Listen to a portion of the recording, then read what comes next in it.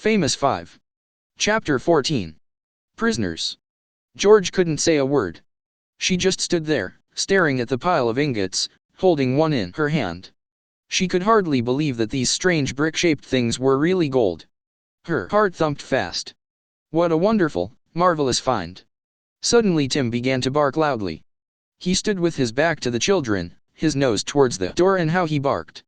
"Shut up, Tim," said Julian. "What can you hear? Is it the others coming back?"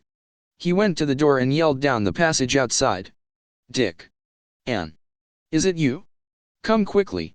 Because we've found the ingots. We've found them. Hurry, hurry." Tim stopped barking and began to growl. George looked puzzled. "Whatever can be the matter with Tim?" she said. "He surely can't be growling at Dick and Anne." Then both children got a most tremendous shock, for a man's voice came booming down the dark passage, making queer echoes all around. "Who is here? Who is down here?" George clutched Julian in fright. Tim went on growling, all the hairs on his neck standing up straight. "Do be quiet, Tim," whispered George, snapping off her torch. But Tim simply would not be quiet. He went on growling as if he were a small thunderstorm.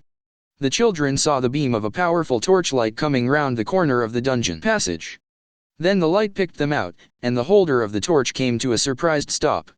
"Well, well, well," said a voice. "Look who's here.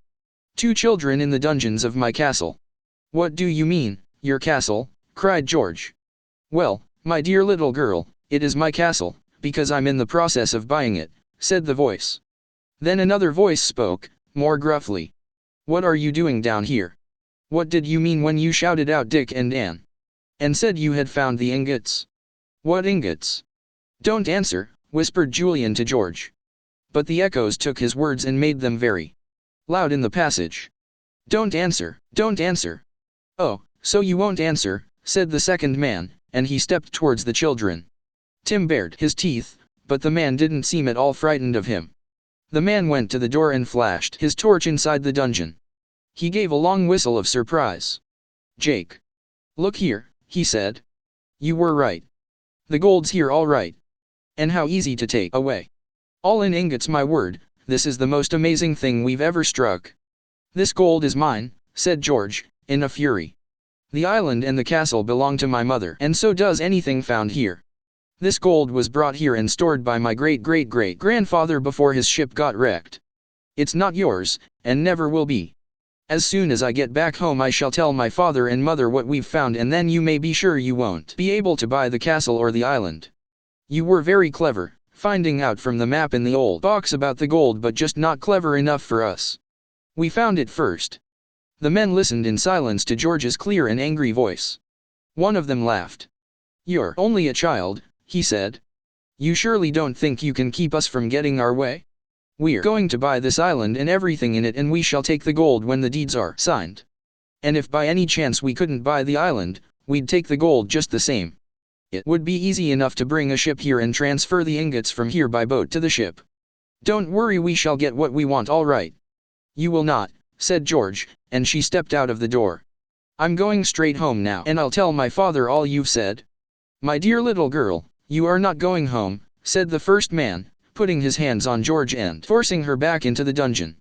"And, by the way, unless you want me to shoot this unpleasant dog of yours, call him off, will you?" George saw, to her dismay, that the man had a shining revolver in his hand. In fright she caught hold of Tim's collar and pulled him to her. "Be quiet, Tim," she said. "It's all right." But Tim knew quite well that it wasn't all right. Something was very wrong. He went on growling fiercely. "Now listen to me," said the man, after he had had a hurried talk with his companion. "If you are going to be sensible, nothing unpleasant will happen to you. But if you want to be obstinate, you'll be very sorry. What we are going to do is this: we're going off in our motorboat, leaving you nicely locked up here, and we're going to get a ship and come back for the gold. We don't think it's worthwhile buying the island now we know where the ingots are. And you are going to write a note to your companions above, telling them you've found the gold and they are to come down and look for it," said the other man. "Then we shall lock up all of you in this dungeon, with the ingots to play with, leaving you food and drink till we come back. Now then, here is a pencil. Write a note to Dick and Anne, whoever they are, and send your dog up with it. Come on." I won't, said George, her face furious. I won't. You can't make me do a thing like that.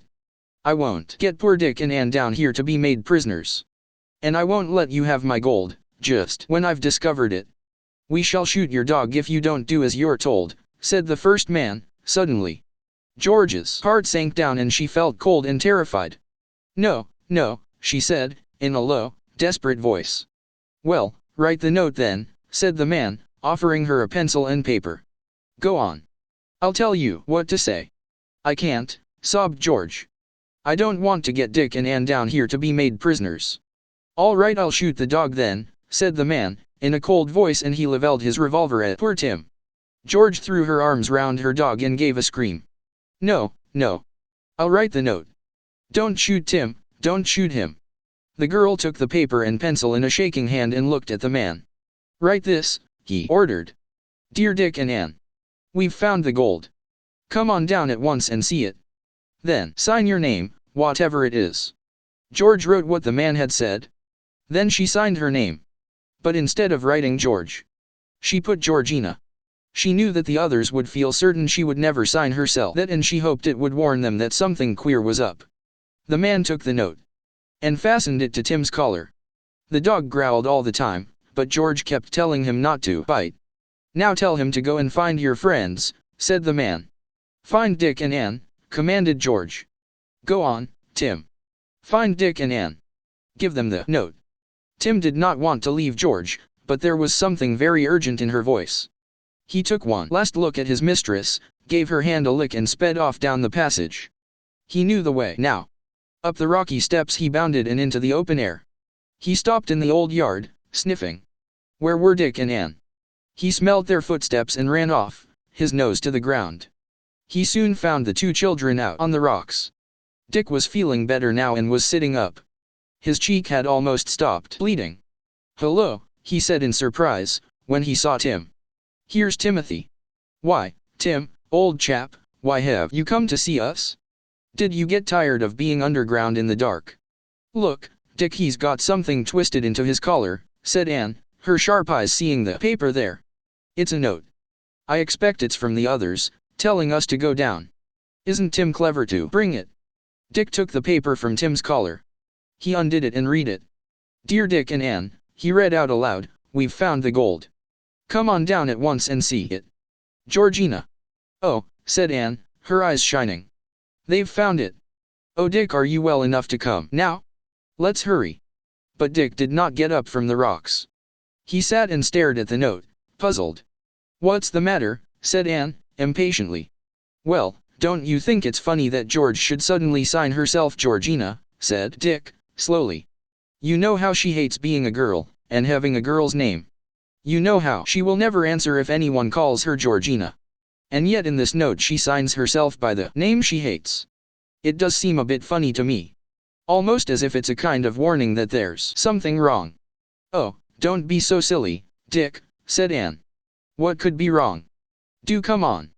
Anne, I'd like to pop over to that inlet of ours to make sure there's no one else come to the island, said Dick. You stay here. But Anne didn't want to stay there alone. She ran round the coast with Dick, telling him all the time that she thought he was very silly. But when they came to the little harbor, they saw that there was another boat there, as well as their own. It was a motorboat. Someone else was on the island. Look, said Dick, in a whisper. There is someone else here. And I bet it's the men who want to buy the island. I bet they've read that old map and know there's gold here. And they've found George and Julian and want to get us all together down in the dungeons so that they can keep us safe till they've stolen the gold. That's why they made George send us that note, but she signed it with a name she never uses to warn us. Now we must think hard. What are we going to do?